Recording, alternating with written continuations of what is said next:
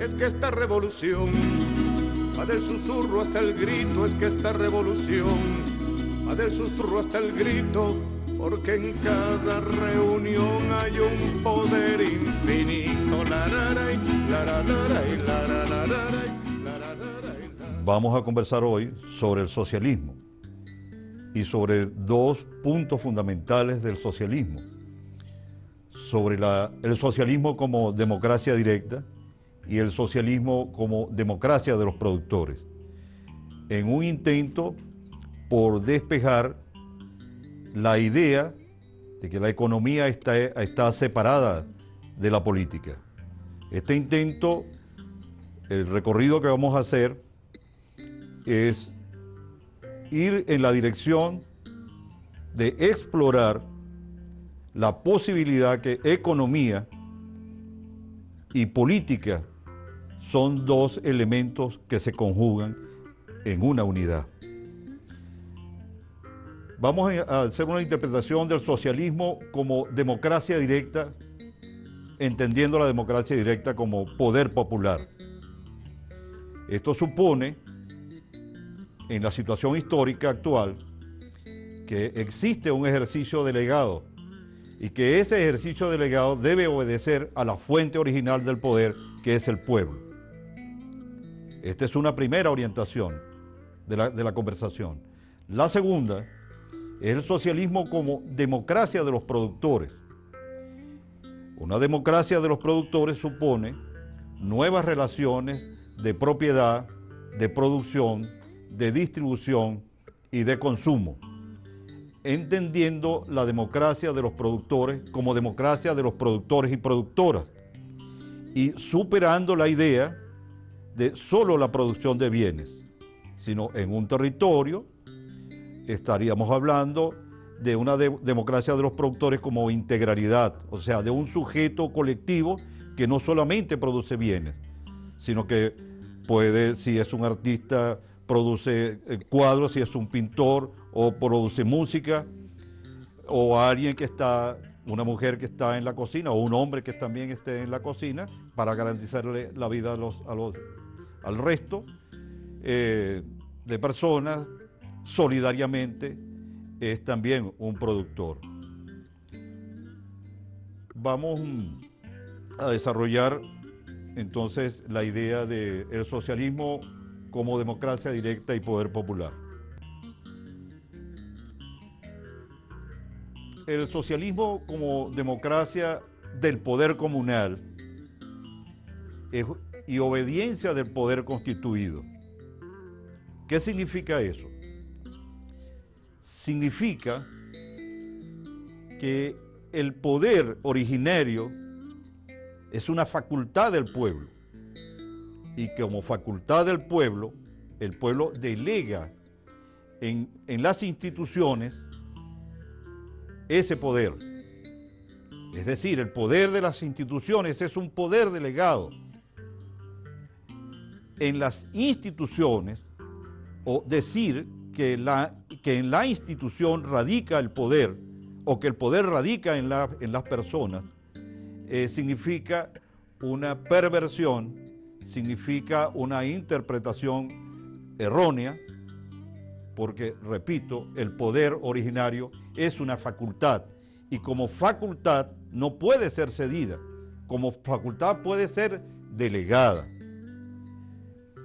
Una vez que el pueblo delega, mediante el voto o mediante alguna forma democrática de consenso, el poder para la gestión de la vida o de los proyectos de vida, ahí pueden ocurrir dos cosas. La primera es que aquella institución o aquella persona a la cual se le ha delegado el poder considere que ellos son el poder y que pueden decidir sin consultar y sin obedecer a un programa o a un proyecto de vida del pueblo. Cuando eso ocurre, tendríamos entonces que la delegación de poder se hace autorreferente, es decir, aquel que se le ha delegado el poder empieza a mandar mandando. por esta vía del mandar mandando, entonces se intenta destruir, y efectivamente algunas veces ocurre, el poder originario del pueblo. En la otra vía, que es un poder delegado en las instituciones o en las personas, puede entenderse como un mandar con humildad, obedeciendo al pueblo. Y en ese mandar con humildad, obedeciendo al pueblo, se respeta el poder originario del pueblo. En consecuencia, lo que habría es una corresponsabilidad para el ejercicio de la gestión de gobierno entre el pueblo, que tiene la facultad del poder, y aquellos a los cuales se les ha delegado el poder. Entonces tendríamos un poder por corresponsabilidad entre lo constituido y lo constituyente. O sea, entre el poder constituido y el poder constituyente tendríamos entonces una visión y una gestión de gobierno corresponsable.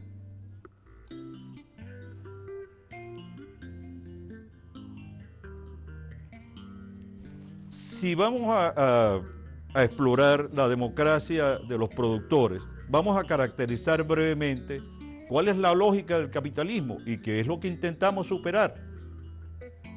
La lógica del capitalismo es una producción sin dignidad humana. Ahora, ¿por qué estamos diciendo que la lógica del capitalismo es producir sin dignidad humana? Bueno, porque se establece, en primer lugar, relaciones de explotación de un ser humano sobre otro, o de una empresa sobre un conjunto de seres humanos. Esa producción sin dignidad, porque la distribución se hace en el mercado, y aquel que no tiene el dinero suficiente para proveerse en el mercado de los satisfactores necesarios para sostener la vida, sencillamente pasa a la condición de excluido de ese mercado. Una producción sin dignidad humana significa, la propiedad privada de los medios de producción, porque el excedente sencillamente es captado por quien tiene el control de los medios de producción. Y esto no solamente es un problema de la apropiación del excedente por parte de un propietario privado de un medio de producción, sino que ocurre también cuando estamos frente a un capitalismo de Estado, donde el excedente es apropiado entonces por la burocracia y distribuido de una manera sin tomar en cuenta la equidad. Y la producción sin dignidad humana va dirigida simplemente al consumismo. Entonces, no son las necesidades humanas, que para algunos autores como Max Neff están acotadas, es decir, están limitadas a 9 necesidades, y lo que es infinito son los satisfactores que producen que esas necesidades sean cubiertas. La lógica del capitalismo lleva a una consecuencia grave. La primera es una destrucción de la naturaleza, y una destrucción de la naturaleza significa que se destruye la vida, porque los seres humanos son parte de la naturaleza. Y la otra, las consecuencias sociales, es que se producen pobrezas. O sea, no solo pobreza en el sentido económico, sino pobrezas en el sentido de la comprensión, y la comprensión es diálogo entre los seres humanos. O sea, se elimina esa posibilidad dialógica entre los seres humanos. Y además las pobrezas son pobrezas de entendimiento, y la pobreza de entendimiento significa la no existencia de escuelas. La pobreza para sostener la vida significa ausencia de alimentos, o la pobreza de protección significa, por ejemplo, no tener vivienda. Vamos a abordar el problema del socialismo como democracia de los productores y productoras.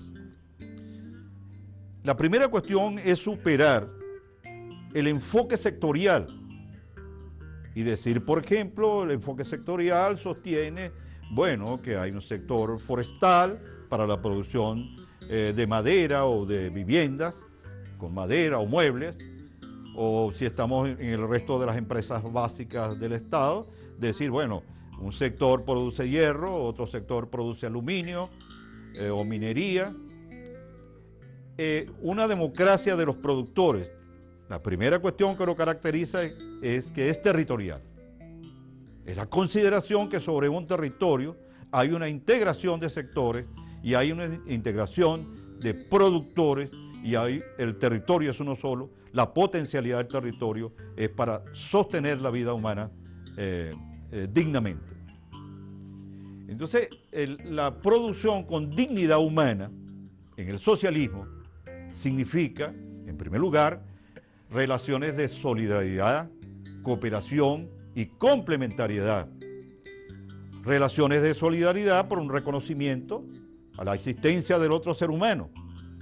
Y reconocer al otro ser humano es cooperar con él, es ser complementario, o sea, complementar, por ejemplo, si le falta alimento y nosotros lo tenemos, nosotros contribuimos de alguna manera a que esté completa la mesa o lo que se coloca en la mesa de una familia.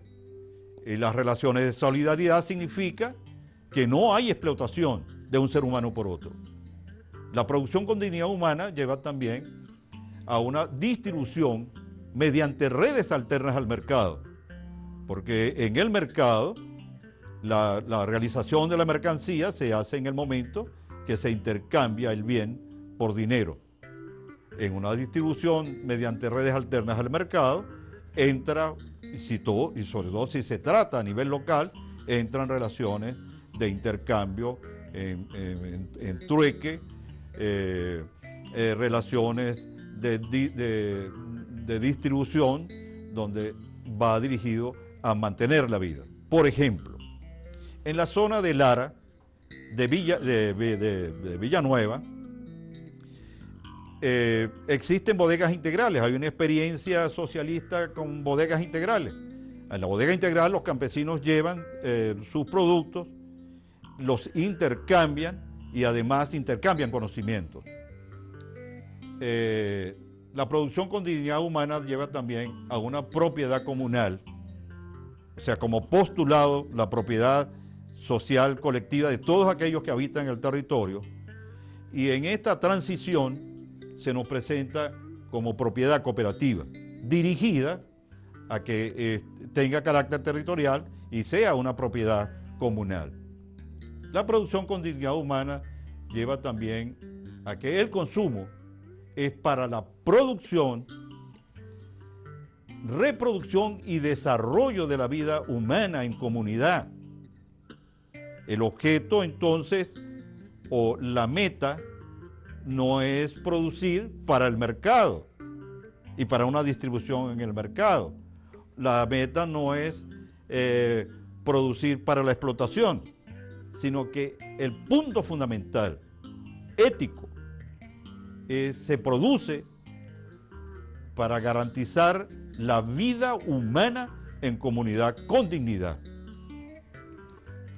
Aquí nos aparece unida la democracia de ciudadanos y democracia de productores y productoras socialistas. ¿Qué significa esto? Significa, en primer lugar, que tenemos una base productiva de carácter socialista y que esa base productiva de carácter socialista contamos con una propiedad comunal, con unas relaciones de producción sin explotados, con unas redes de distribución en manos del pueblo. Esto significa, por ejemplo, que Mercal debería estar en manos de los consejos comunales, por ejemplo. Un consumo para la totalidad de la vida. O sea, no solamente es un consumo en el socialismo para mantener biológica, o sea, la vida como en su carácter biológico, sino la vida biológica y también considerando la vida como cultura, como una cultura asociada a ese cuerpo.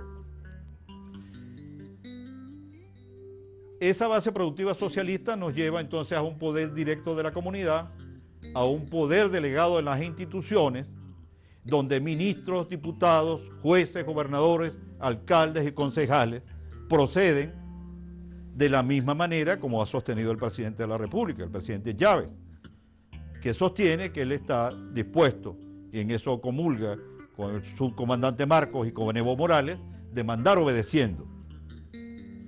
Y el poder directo de la comunidad se nos expresa en este momento a través de los consejos comunales, al menos como postulado. Sabemos que existen problemas en el sentido que todavía en los consejos comunales, en su formulación mayor, deben cubrir el diseño de políticas públicas, la ejecución de esas políticas públicas, el seguimiento de esas políticas públicas y la contraloría social de las políticas que desde los consejos comunales se formulen.